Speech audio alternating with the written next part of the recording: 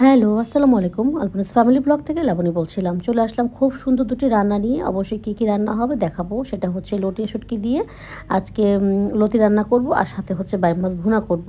আর কিভাবে করছি সেটা আমি আপনাদেরকে অবশ্যই দেখাবো। আজকে যেহেতু আমি রান্নাঘরে এসেছি রান্না করতে, খালা সব রেডি করে দিয়েছে। আমি কিন্তু রান্না বসিয়েছি, কারণ আমার ভিডিও দরকার ছিল, তাই আমি ভিডিও করার জন্য কিন্তু আমি রান্নাঘরে এসেছি। না হলে আমার গায়ে কিন্তু জ্বর নিয়েও কিন্তু আমাকে রান্নাঘর আসতে হয়েছে শুধুমাত্র এই পেজের জন্য। কারণ পেজ থেকে মানে পেজে যদি ভিডিও না দিই তাহলে তো আমার ভালো লাগে না। আমি যেহেতু পেজের জন্মলগ্ন থেকেই কিন্তু প্রতিদিন একটা করে লং ভিডিও দিয়ে আসতেছি। আলহামদুলিল্লাহ পেজের বয়স কিন্তু হবে জুন মাসের 2 তারিখে, মানে কি সরি জুন মাসের পুরো 2 বছর হবে।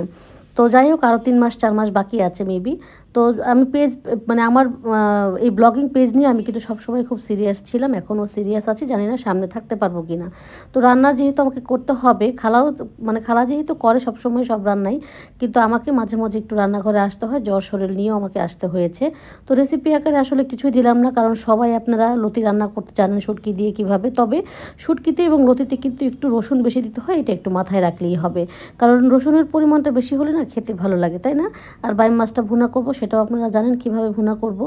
তো আমি যেটা বলছিলাম, খালা যেহেতু রোজা, আমরা যেহেতু সবাই রোজা রাখি, তো সব সময় তো আসলে খালা সকাল থেকে একদম 5:30 পর্যন্ত আমার বাসায় থাকে, কাজ টাজ করে। তো যাই হোক, তার ইফতারির আগে আমাকে বানিয়ে দিতে হয়, সব সময় বানিয়ে দিয়ে তার বক্সে আলাদা করে রাখি। সাথে রান্নাটাও যখন করি তার বক্সে কিন্তু আমি রেখে দিই, কারণ সে দুপুরবেলা যেহেতু আমার বাসায় খায়, তো রোজা আসছে পরে তো আর খাওয়ার কোনো অপশন নাই। তাই যা রান্না করি আমি তার বক্সে করে কিন্তু আগেই দিই। তো আজকে খালা বলতেছিল, খালা তোমার এই তরকারিটা খুব মজা হয়েছে, দেখলেই বোঝা যায়। বললাম, খালা আপনি প্রায় এই কথাটা বলেন, আমি যেটা রান্না করি। তখন বললো, তোমার রান্নাটা আমার কাছে খুব ভালো লাগে, কারণ কি তোমার রান্নার ভিতরে ঝটপট একটা ভাব আছে এবং রঙটা চেহারাটা খুব ভালো হয়। খালা রান্নাও কিন্তু খুব ভালো, কিন্তু সে আসলে করে তো প্রতিদিন খায়, যে কারণে হয়তো বা তার কাছে তার রান্না ওইরকম লাগে না। যেমন আমার রান্না আমার কাছে ভালো লাগে না, কিন্তু সবাই খুব প্রশংসা করে। তো যাই হোক, নিজের প্রশংসা নাই করলাম।